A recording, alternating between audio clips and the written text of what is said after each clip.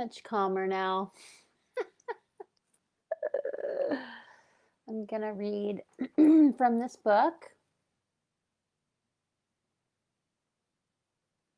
Okay.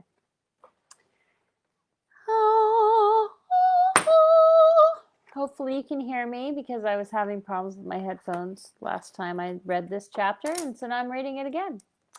There you have it. We are almost through this. Actually, it's 29 chapters. Oh, goodness. And an afterword, which is fascinating.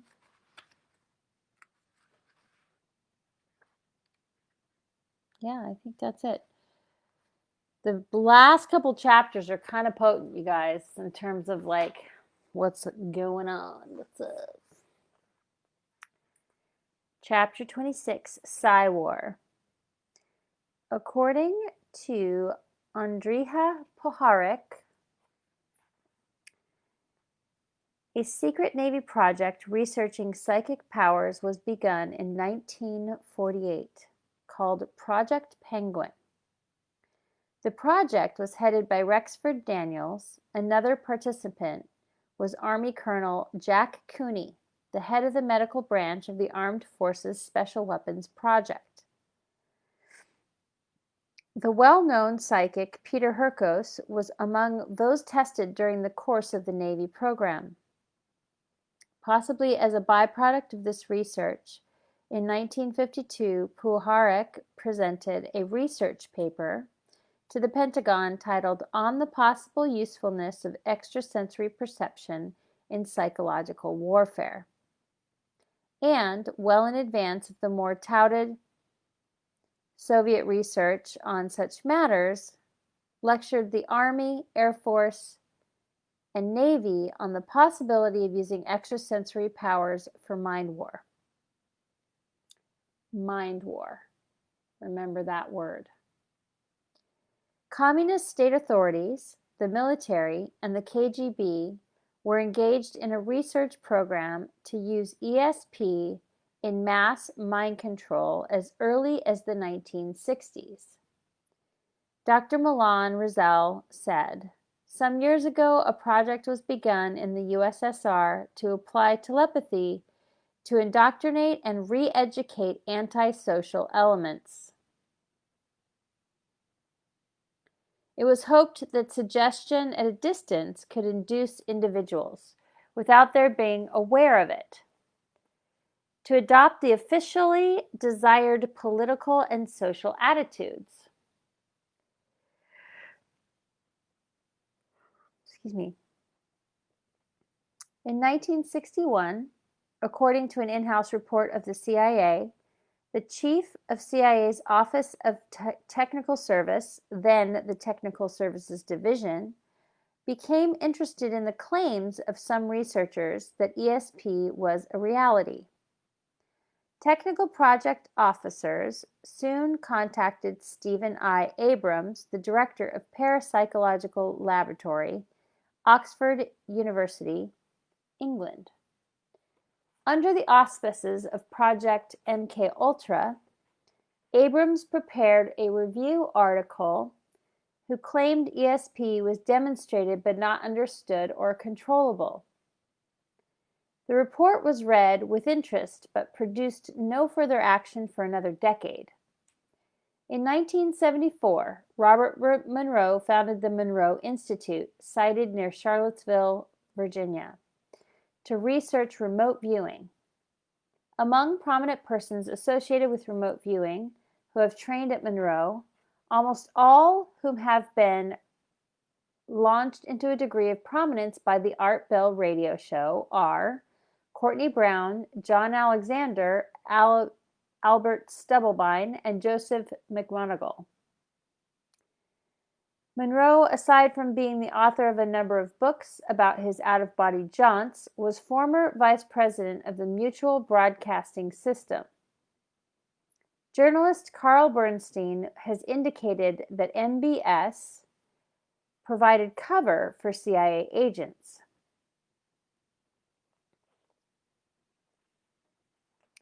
According to Andrija Puharich, Monroe stimulated his ability to go out of body by sniffing ether. Although it has not been confirmed, according to researcher Tom Porter, Robert Monroe is the son of James Monroe, who was the executive director of the Human Ecological Society CIA cutout, a primary agent for MKUltra financing. Monroe personally supervised the infamous Dr. Ewan Cameron. In the early 1970s, research into what has come to be called remote viewing was begun at Stanford Research Institute. Project Scanate was run by Harold E. Hal Puthoff, a former National Security Agency engineer, and Russell Targ. The CIA liaison for the funding of the SRI experiments was reportedly former CIA Station Chief Harold Chipman, alias Orwell, said to have been in charge of all mind control research being done in the Bay Area at that time. Partial funding came from the Cognitive Sciences Department of the defense contractor SAIC, later circumstantially linked to the Heaven's Gate suicide group, and from Est guru and former Scientologist Werner Erhard.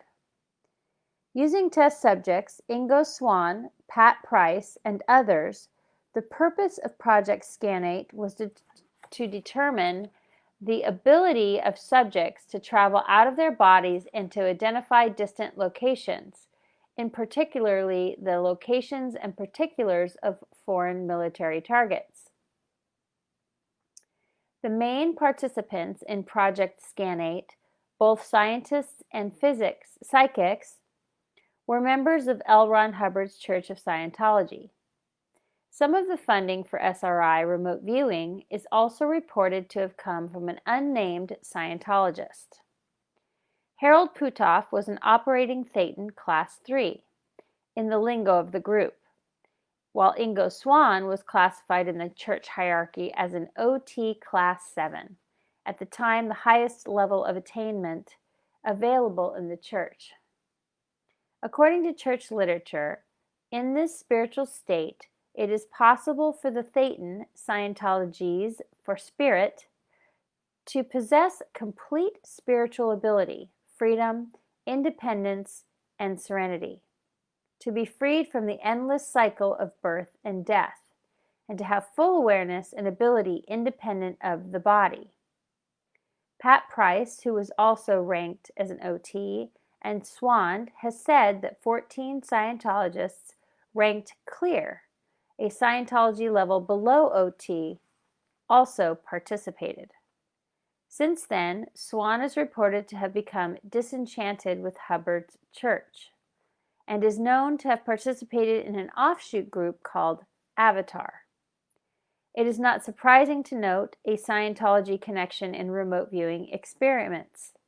Hubbard's church had, according to their own literature, since the early 1950s, been involved in exteriorizing individuals from their body, and at least believed that they had engaged in out-of-body travel, as can be determined by a perusal of non-introductory Hubbard texts of the sort that are kept away from the newbies. Remote viewing targets in Project Scanate included locations in Russia and China, and the location of submerged submarines, Soviet submarines. One experiment involved Swann and 5 other SRI subjects descending 2,000 feet in the Pacific in a submersible vehicle to test their ability at locating objects on the ocean floor. Asked to probe a secret underground military base in Virginia, Pat Price came up with the following information. Top of desk had papers labeled Flytrap, Minerva. File cabinet on north wall labeled Operation Pool and word unreadable. Folders inside cabinet labeled Cue Ball, 14 Ball, 4 Ball, 8 Ball, Rack Up. Some of sight vaguely seems like hay fork or haystack. Personnel: Colonel R.J. Hamilton, Major General George R. Nash, and Major John C. Calhoun. When a government security officer read Price's results, he told Price, "Hell, there's no security left." Intelligence consultant Joseph A. Ball evaluated the results of the psychic testing at SRI and determined that it produced manifestations of extrasensory perception sufficiently sharp and clear-cut to justify serious consideration of possible applications. This, in fact, seems to have been the case, at least judging from Swann's own early descriptions of remote viewing in a book titled To Kiss Earth Goodbye.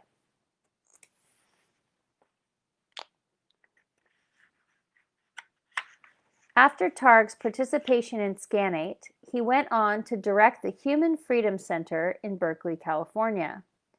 Part of Targ's responsibilities at the center were to interview and counsel former cult members, an interesting job for a man who was a physicist. The center had been founded by Elmer and Dina Myrtle, who had changed their names to Al and Janine Mills, earlier public relations officers for Jim Jones of the People's Temple. Targ joined the Human Freedom Center 4 months after the death orgy at Jonestown. Another Scan8 connection to People's Temple is Keith Harari. After a stint as a research associate in psychiatry, Harari moved to San Francisco to counsel former cultists, in particular ex-members of the People's Temple. A year later, Harari joined Puthoff and Targ in the remote viewing research being done at SRI. Pat Price's ability to remote view may have ultimately brought about his demise.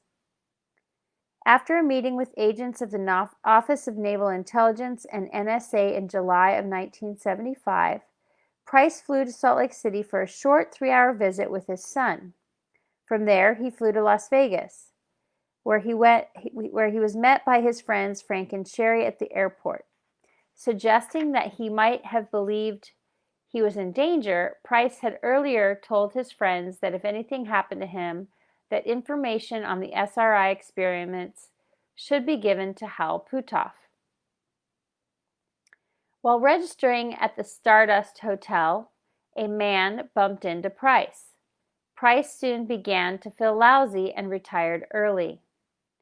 The following day, he phoned his friend Frank from his hotel room to tell him that he was sick with stomach cramps, cramps in his back muscles, and impaired breathing.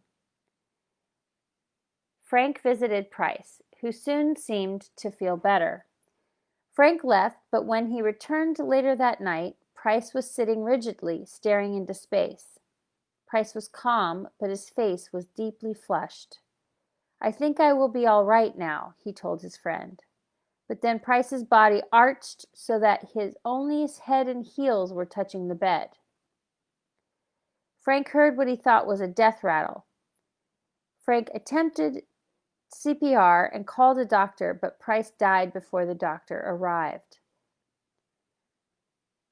SRI was involved in other projects that seemingly had less to do with psychic abilities than with straightforward mind control.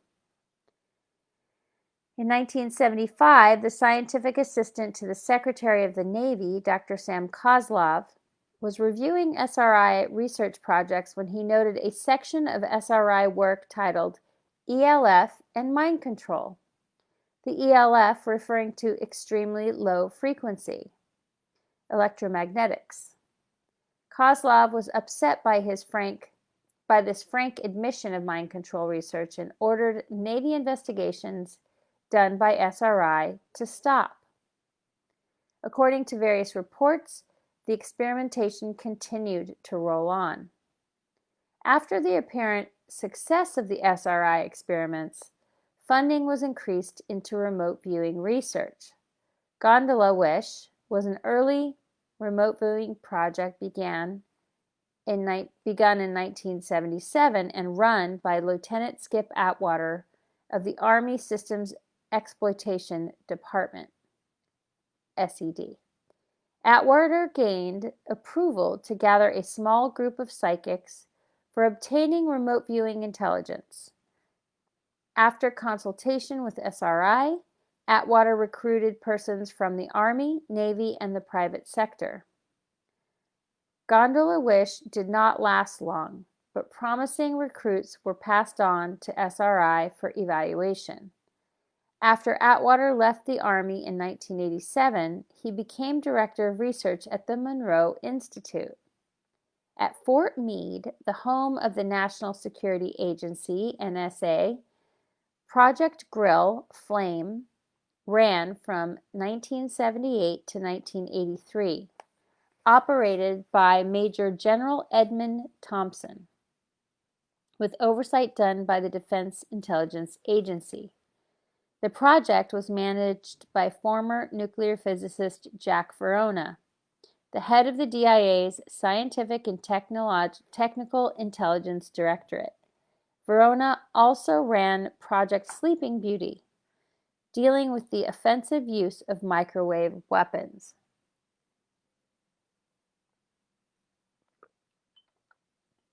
Grill Flame included 3 full-time remote viewers: Ken Bell, Joseph McGonigal, and Mel Riley, with the programs monitored by CIA mind control kingpin Dr. Louis Jolyon Jolly West.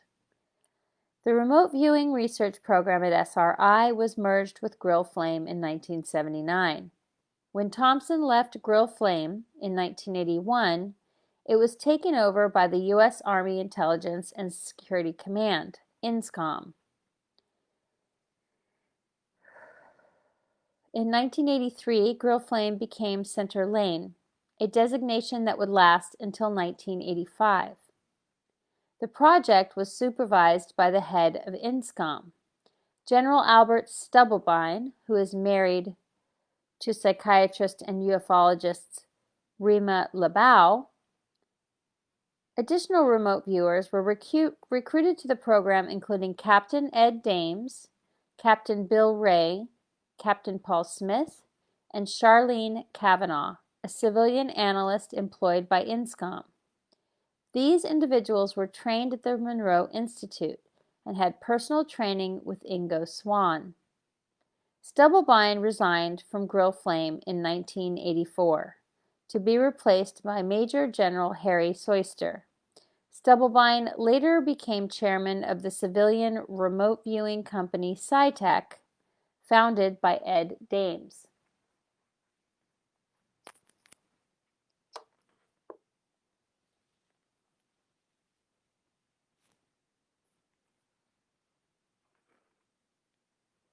Army funding for Center Lane was discontinued in 1985, and the program was renamed Sunstreak, with control transferred to the DIA's Scientific and Technical Intelligence Directorate. Run by Branch Chief Fern Galvin, the program began to emphasize occult methods, including the use of tarot cards and channeling. According to Ed Dames, during a Pentagon evaluation in 1988, 3 paper shredders burned out while destroying documents. Around 1991, Sunstreak was renamed Stargate, and the program moved from Fort Meade to an undisclosed location. Branch Chief Dale Graff was in charge of Stargate until 1993, when he was replaced by an unnamed DIA specialist. The program was reported to have been terminated after a negative evaluation by the American Institutes for Research, commissioned by the CIA in 1995. Although remote viewer and intelligence specialist Paul Smith has suggested that the program be continued, it was more deeply classified from SAP, Special Access Program, to a LIMDIS, Limited Dissemination Program. Ed Dames left Sunstreak in 1988 and took on work in ISCOM strategic deceptions, and an anti-narcotics group termed Team 6. One of his strategic deceptions may be furthered by his current high visibility in the UFO paranormal research community. In recent years, intelligence agency remote viewing projects have been parlayed into at least a dozen popular books by participants in these projects. Now, experts can be heard almost any night on talk radio or tabloid TV, offering a rocky amalgam made from CIA mind control research and the mostly crackpot beliefs of the psychic and ufological fringe. Everything from Face on Mars to an alien hitchhiker tagging along on the Hale-Bopp comet. With little said about the involvement of government in population mind control. Companies have suddenly popped up offering their services to corporations wanting to obtain intelligence through remote viewing, or in teaching others the skills of remote viewing. But then the CIA and other intelligence agencies have always used the beliefs of occultists, religionists, and UFO hobbyists to further their own agenda. Interestingly, remote viewer Major Ed Dames, on a recent Art Bell show, stated that he had once lived in Littleton, Colorado, and was familiar with Columbine High School, where the 1999 mass shooting took place. Dames announced to Bell that his remote viewing business, SciTech, was sponsoring Operation Guiding Light, that is, remote viewing classes for the students at Chatfield Senior High School, the school that absorbed the Columbine students after the mass killing took place. It is regrettable that Dames didn't remote view Littleton before the killings took place, or perhaps he did.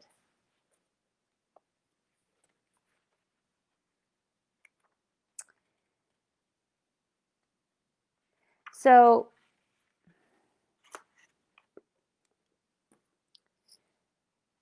there's something called electronic dissolution of memory, okay? And what that does is that is like a mind erase or a mind swipe that they do on subjects of people that they use in these programs, in these secret military programs, to get information from, right?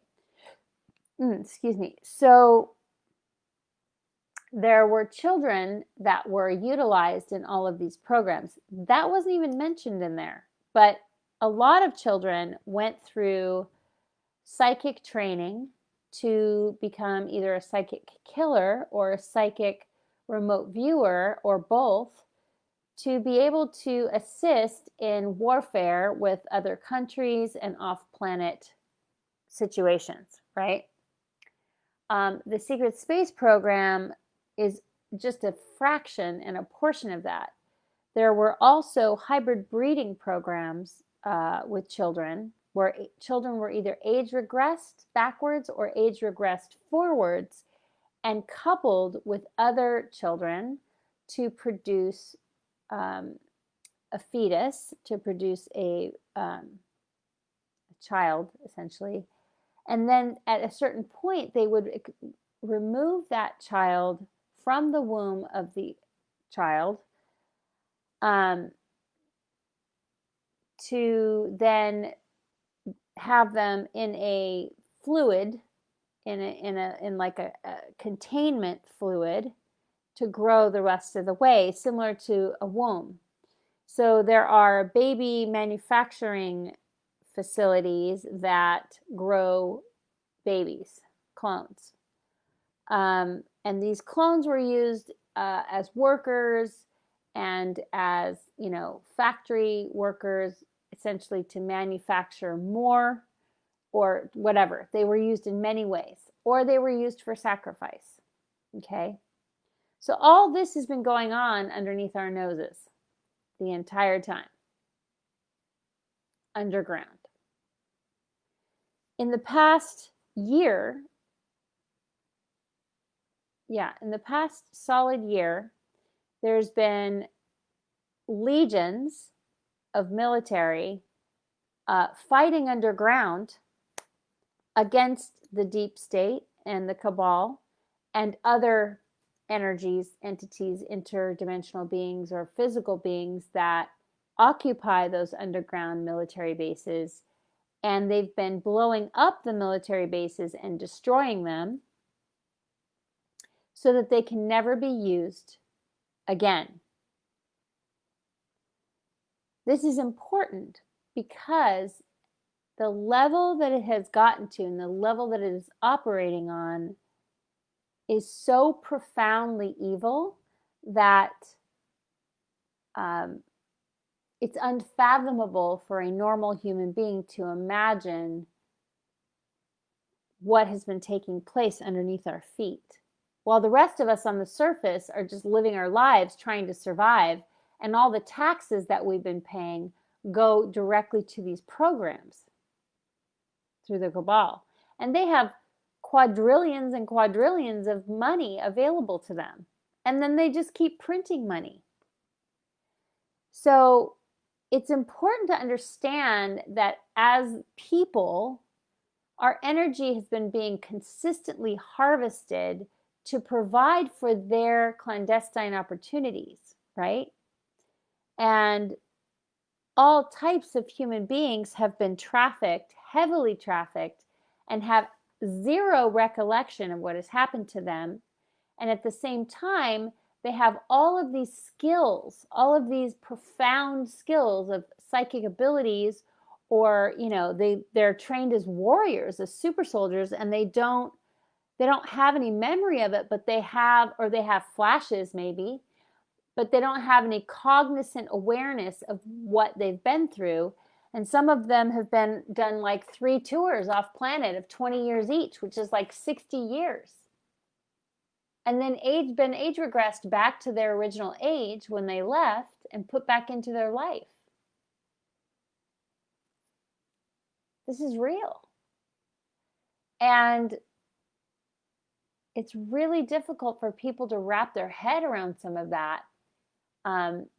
And so whenever anyone asks me about it, excuse me, I hesitate to elaborate on my personal story, and I choose to tell them details in relation to the overall operations of those said programs, with the information that I have on some level, right? And there's a point, though, where, I have a desire to tell my story. And yet I've held my story back. I have not talked about my story. And if I have, it's been in bits and pieces, and it's not, complete, and it's not comprehensive. And there's a reason for that. And the reason I do that is so that I don't have any trackable evidence of anything that I can be targeted for specifically at this time. So I have a reason for doing it the way that I do it. And it also feels really important to understand mind control and how it operates through the collective, and how everyone now is being affected by that, not just targeted individuals. Every single person is being targeted on this planet.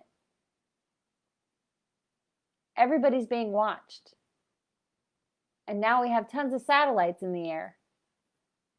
And there's, technology coming online that people are really freaked out about because it could cause global mass depopulation. So there are reasons for concern. And we need to understand that we're in a battle for good and evil, and that the good is winning. We will not fail this time. We will succeed. All of us will succeed. And so the confidence of that within your heart, within your soul resonance of knowing that you didn't just come here to get destroyed. You didn't just come here to die. You came here to experience absolute freedom and bliss. You came here for that.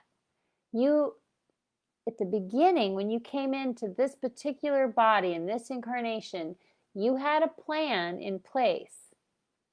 And I invite you to figure out what that plan is, what your mission is, what you're here to do, because where we are going and where we are stepping into, it is absolutely vital that you understand that piece so that you feel inspired to move forward and not get stuck in all the negativity that's happening now. Because this is only a transition that we're in. We're in the tunnel right now. We're in the tunnel, you guys. We're not at the end of the tunnel. We're going to be in it for a while. And denying it's not going to help. We have a ways to go still. And it may get worse before it gets better.